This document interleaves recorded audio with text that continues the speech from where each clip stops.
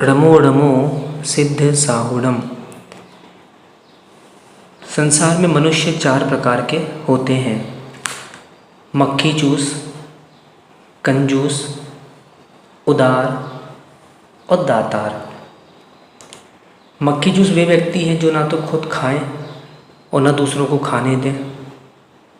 कंजूस वे होते हैं जो खुद तो खाते हैं परंतु दूसरों को नहीं खाने देते। तीसरे उदार वे व्यक्ति जो खुद तो खाते ही हैं और दूसरों को भी खिलाते हैं। चौथे और महान होते हैं दातार, वे व्यक्ति जो खुद तो भले ही ना खाएं परंतु दूसरों को अवश्य ही खिलाते हैं। इन चारों में से आप कौन से हो, अपने आप में अन्वेषण करो। एक दृष्टांत समझते हैं कंजूस व्यक्ति का, कि वे व्यक्ति जो खुद खाते हैं परंतु दूसरों को नहीं खाने देते। एक बार को एक कंजूस सास थी, उसके घर उसका दामाद आया तो उसने सोचा कि यदि रोज़ की तरह हलवा पूड़ी बनाई तो बड़े खर्च में पड़ जाएंगे। इसलिए उसने निश्चय किया कि रोज़ाना दामाद को खिचड़ी बनाकर खिला दिया करूँगी।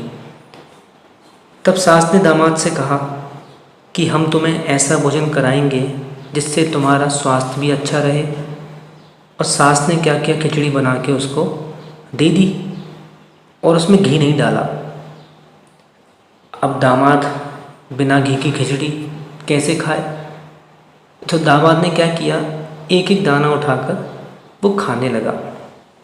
तब सासू जी बोली कि दामाद जी, ये क्या कर रहे हो, एक एक दाना उठा के क्यों खाते हो? दामाद बोला कि क्या करूं, बिना घी की खिचड़ी अच्छी नहीं लगती, इसमें घी डाल दीजिए। अब पास में रखा था घी का डब्बा और ठंड के दिन थे, घी जम गया। तो सास ने क्या सोचा कि घी की हवा तो कम से कम थाली में दिखाई देती हूँ। अच्छा, अपने दामाद से बोली कि अच्छा तो यह घी सूंघ लो।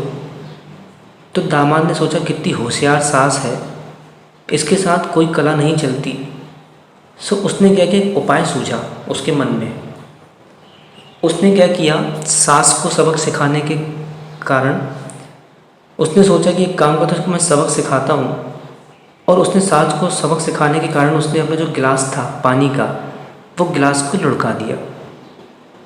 अब सास गई पानी लेने के लिए, तब तक दामाद जी ने क्या किया, घी का डब्बा आग में रख दिया और घी पिघल गया। और वापस जैसे घी पिघला तो दामाद जी ने वो घी को उसी स्थान पर वापस रख दिया और एक एक दाना खाने लगा।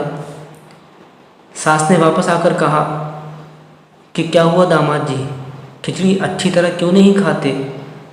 तो वो फिर बोला, क्या करूं, खिचड़ी में घी तो पड़ा ही नहीं है, थोड़ा घी और डाल दो। तो सास ने क्या किया, वही पहले की तरह डिब्बा उल्टा किया। तो अब की बार क्या हुआ कि पूरा का पूरा घी थाली में आ गया। अब सास घबरा गई कि ये क्या। तब बोली, बेटा तुमसे हमारा बहुत प्रेम है, हमारा मन चाहता है कि हम भी तुम्हारे साथ बैठकर इसी थाली में खाएं। मतलब कंजूसी की तो हद हो गई। और सास ने क्या किया, खिचड़ी खाने लगी। तब दामाद को उसने बातों में लगाया, बेटा तुम्हारी माँ हमारी लड़की को यूँ कहती है, तुम्हारे भैया कहते हैं, तुम्हारे पिता यूँ कहते हैं। और एक हाथ से क्या करने लगी, वो थाली का घी अपनी ओर करती जाए, धीरे धीरे करती जाए। अब वहाँ दामाद सोचने लगा कि सास कितनी चालाकी से मेरे साथ खेल खेल रही है। उसे एक उपाय सूझा।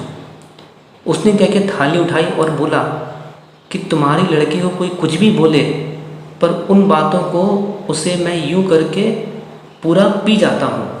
मतलब उसने क्या किया, मुंह में सारा घी पी लिया थाली का और बोलता है कि मैं सारा घी पी लेता हूँ, तुम्हारी लड़की को कोई कुछ भी कहे तो मैं सारी बातों को ऐसी इसी के समान पी जाता हूँ।